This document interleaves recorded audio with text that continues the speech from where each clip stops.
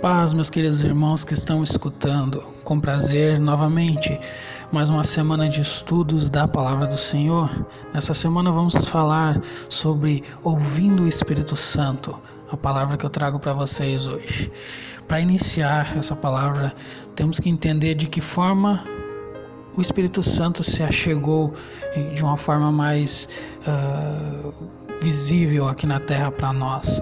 E isso temos ali em Atos 2, do 1 em diante, diz assim: quando chegou o dia de Pentecostes, todos os seguidores de Jesus estavam reunidos no mesmo lugar. De repente, veio do céu um barulho que parecia o de um vento soprando, muito forte. E esse barulho encheu toda a casa onde estavam sentados. Então todos viram umas coisas parecidas com chamas, que se espalhavam como línguas de fogo. E cada pessoa foi tocada por uma dessas línguas. Todos ficaram cheios do Espírito Santo e começaram a falar em outras línguas de acordo com o poder que o Espírito Santo dava a cada pessoa. Estavam morando ali em Jerusalém judeus religiosos vindos de todas as nações do mundo. Quando ouviram aquele barulho, uma multidão deles se ajuntou, e todos ficaram muito admirados, porque cada um podia entender a sua própria língua e o que os seguidores de Jesus estavam dizendo.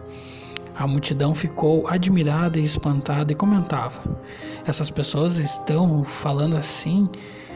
São da Galileia? Como é que cada um de nós os ouvimos falar em nossa própria língua? Nós somos da Pártida, da Média, do Elão, da Mesopotâmia, da Judéia, da Capadócia, do Ponto, da província da Ásia, da Frígia, da Panfilha, do Egito, das regiões de Líbia que ficam perto de Cirene. Alguns de nós são de Roma, outros são judeus e outros convertidos ao judaísmo. Alguns são de Creta e outros são de Arábia. E como é que todos estamos ouvindo essa gente falar em nossa própria língua a respeito das grandes coisas que Deus tem feito? Todos estavam admirados sem saber o que pensar e perguntavam uns aos outros: o que será que isso quer dizer? Mas outros zombavam dizendo: esse pessoal está bêbado.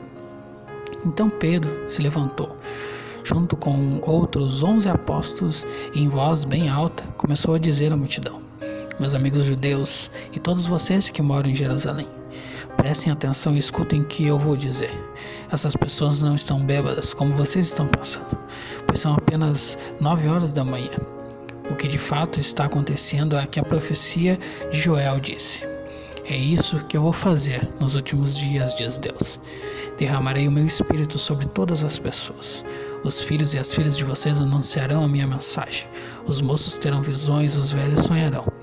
Sim, eu derramarei o meu espírito sobre os meus servos e as minhas servas, e aquele dia eles também anunciarão a minha mensagem. Em cima no céu farei com que apareçam coisas espantosas, e embaixo da terra farei milagres. Haverá sangue, fogo e nuvens de fumaça. O sol ficará escuro e a luz se tornará cor de sangue, antes que chegue o grande e glorioso dia do Senhor. Então todos os que pedirem a ajuda do Senhor serão salvos. Pedro continuou: homens de Israel, escutem o que eu vou dizer. Deus mostrou a vocês que Jesus de Nazaré era um homem aprovado por ele, pois por meio de Jesus Deus fez milagres, maravilhas e coisas extraordinárias no meio de vocês, como vocês sabem muito bem. Então, meus queridos, aqui a gente vê um resumo breve dessa chegada do Espírito Santo em Atos 2, 1.21, né? Um dia que marcou muito a história da nossa igreja atual, né? O dia de Pentecostes, inclusive, temos algumas divisões de denominações de igrejas devido a interpretação desses fatos, mas não vem ao caso no momento. Como a gente pode ver, Deus escolheu a festa de Pentecostes para enviar o Espírito Santo sobre aquelas pessoas, pois era uma festa que acontecia 50 dias após a Páscoa, onde se reuniam pessoas de todos os lugares do mundo para agradecer a Deus pelo alimento e pelas colheitas do ano, onde 120 pessoas naquele momento foram tocadas pelo Espírito Santo de Deus. recebendo o dom de falar línguas estrangeiras, ou conforme a interpretação, uma língua dos anjos. Isso vai muito da interpretação de todo um contexto ali, mas falaram em línguas, né? Anunciar o evangelho, com o objetivo de anunciar o evangelho a todas as pessoas ali presentes, iniciando assim um alcance mundial da palavra de Deus. Com isso, se continuarmos lendo, mais ou menos 3.000 pessoas aceitaram Jesus e se arrependeram e foram batizadas naquele momento. A partir desse momento, algo novo começou a fazer parte das pessoas. Um sentimento de companheirismo, de ajuda, amor ao próximo. As pessoas começaram a abrir mão de suas riquezas para o bem do próximo, pois estavam ouvindo a voz do Espírito Santo. E as coisas desse mundo já não tinham mais um lugar de prioridade nas suas vidas. Conforme a gente lê Atos, a gente percebe o quão grande era esse sentimento de amor, de companheirismo que as pessoas tinham. Que foi a partir desse momento, dessa chegada do Espírito Santo na vida dessas pessoas, de ouvir a voz dele e começar a agir de uma forma diferente. Aqui nós temos em Atos 13, 1-3. Na igreja de Antioquia havia os seguintes profetas e mestres: Barnabé, Simeão, chamado Negro, Lúcio de Cirene, Manaém, que havia sido criado junto com o governador Herodes, e Saulo. Certa vez, quando eles estavam adorando o Senhor e jejuando, o Espírito Santo disse: Separem para mim Barnabé e Saulo, a fim de fazerem o trabalho para o qual eu os tenho chamado. Então eles jejuaram e oraram, e puseram as mãos sobre Barnabé e Saulo, e enviaram a sua missão. Aqui a gente tem uma visão muito clara do que devemos fazer para estar ouvindo a voz do Espírito Santo na nossa vida. Por muitas vezes nós desejamos que Deus nos dê respostas do que devemos fazer, que atitude devemos tomar. Mas essa resposta somente virá de uma forma física e concreta nas nossas vidas através do Espírito Santo de Deus. E a única forma de ter esse contato é como vimos no versículo anterior, através do jejum e da oração. Mas a principal questão, meus queridos, não é somente saber ouvir a voz do Espírito Santo nos momentos ruins, mas também nos bons. Pois, como veremos a seguir em Atos 16, os apóstolos estavam engajados em levar a palavra de Deus, e mesmo assim, em muitos momentos, o Espírito Santo pede a eles que não levem a palavra a determinados lugares, pois ainda não é a hora.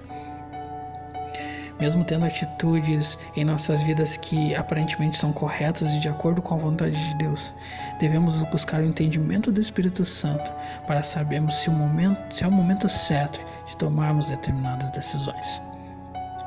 Então, meus queridos, eu vou estar lendo aqui com vocês agora Atos 16, que é de fato uma história muito bonita, algo que realmente nos mostra esse ouvir de uma forma clara o Espírito Santo.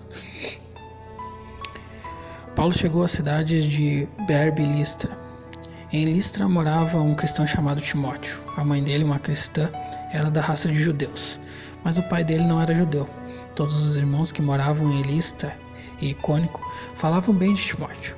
Paulo quis levá-lo consigo e por isso o circuncidou, pois todos os judeus que moravam naqueles lugares sabiam que o pai de Timóteo não era judeu.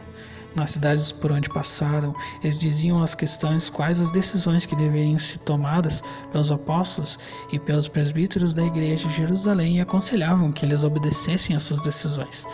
Assim as igrejas ficavam mais fortes na fé, e o número de cristãos aumentava cada dia mais. Como o Espírito Santo não deixou que anunciassem a palavra na província da Ásia, eles atravessaram a região de Frígia, Gálacia. Quando chegaram perto do distrito de Mísia, tentaram ir para a província da Bitínia, mas o Espírito Santo de Jesus não deixou. Então atravessaram Mísia e chegaram à cidade de Troade. Naquela noite, Paulo teve uma visão. Ele viu um homem da província da Macedônia que estava de pé e lhe pedia: venha para a Macedônia e nos ajude. Logo depois dessa visão, resolvemos partir logo para a Macedônia, pois estávamos certos de que Deus nos havia chamado para anunciar o evangelho ao povo dali. Meus queridos, como a gente pode ver aqui, por diversas vezes eles tentaram levar a palavra de Deus a lugares e o Espírito Santo de Deus não deixou. Não que fosse errado levar a palavra de Deus, eles estavam transbordando daquela palavra, daquele sentimento, eles queriam estar levando a palavra de Deus a todos os lugares, mas provavelmente esses lugares não eram a hora, o momento certo de estar fazendo isso.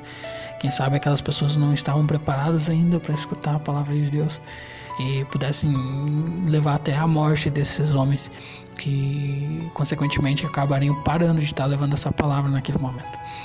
Então devemos ter esse entendimento, meus queridos, de que por mais que uma coisa pareça certa, pareça correta e de fato seja mesmo, devemos buscar entendimento e sabedoria do Espírito Santo para entender se é o momento certo de tomar determinada atitude em nossas vidas. Vou continuar lendo aqui. Nós embarcamos em Troade e fomos diretamente para a ilha de Samotrace. No dia seguinte chegamos ao porto de Neápolis. Dali fomos a Filipos, que é uma cidade do primeiro distrito da província da Macedônia, e também colônia romana, onde ficamos vários dias. No sábado saímos da cidade e fomos para a beira do rio, pois pensávamos que ali deveria haver um lugar de oração para os judeus. Sentamos e começamos a conversar com as mulheres que estavam reunidas lá. Uma daquelas mulheres que estavam nos ouvindo era Lídia, uma vendedora de púrpura da cidade de Tiatira. Ela adorava a Deus, o Senhor, e abriu a mente dela para que compreendesse o que Paulo dizia. Ela e as pessoas de sua casa foram batizadas. Depois Lídia nos convidou dizendo: venha ficar em minha casa, se é que vocês acham que de fato eu creio no Senhor. Assim ela nos convenceu a ficar na casa dela. Aqui temos mais um ponto, meus queridos, né? Naquela época não era comum que uma mulher convidasse homens para estar posando em sua casa.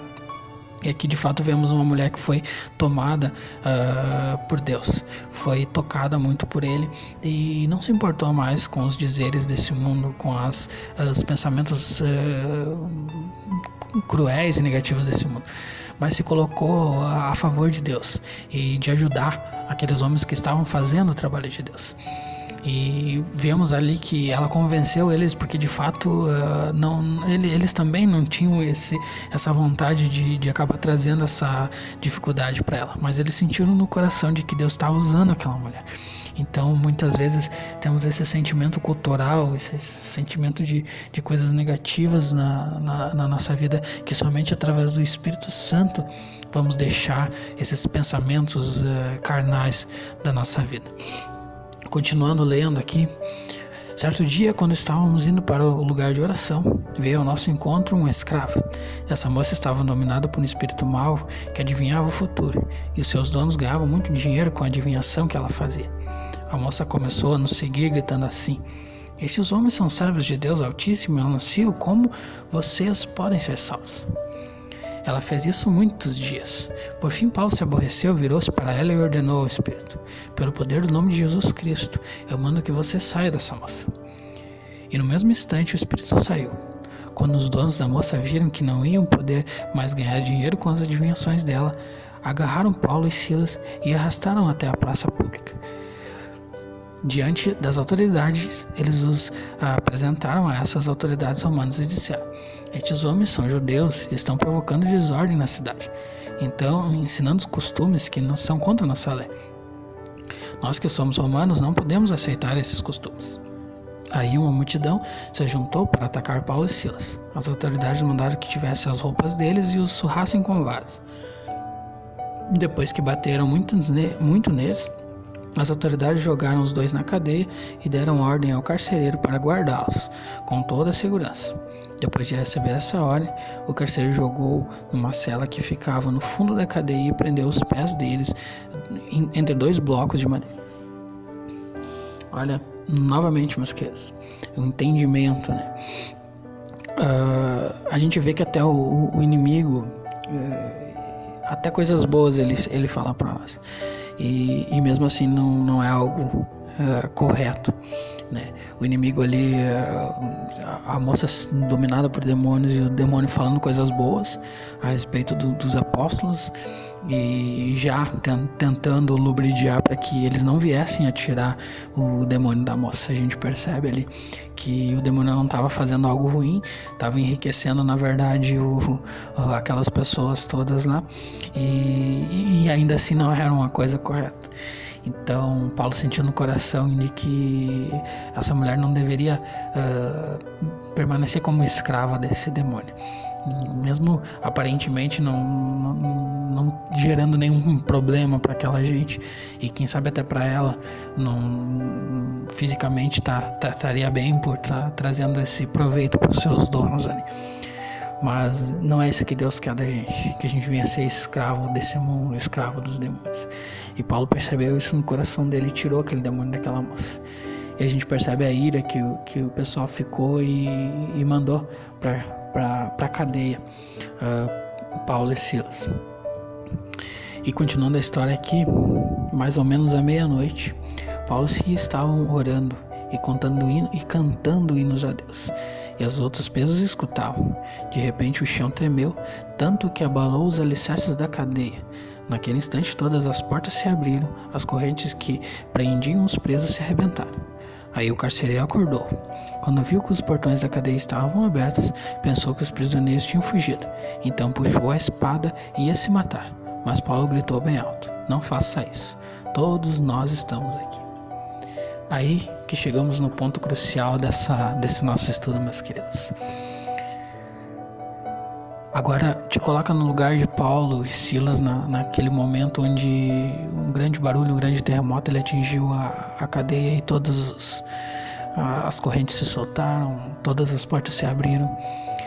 E logo vem na nossa mente o pensamento: Deus mandou o milagre, e sai correndo. Isso é o que praticamente todos nós faríamos nesse momento, né? Até eu mesmo confesso que teria esse intuito de sair correndo e fugir da cadeia, porque Deus escutou as minhas orações, escutou o meu louvor. Imagina que eles tinham apanhado e estavam ali louvando, felizes, gratos por estar sofrendo graça pelo Deus, pelo Cristo, né?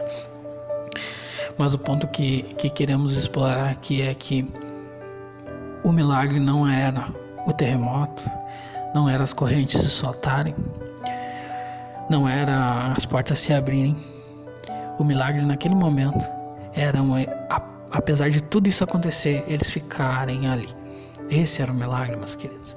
O milagre não era para eles, o milagre era para o carcereiro. Deus queria fazer a obra na vida do carcereiro.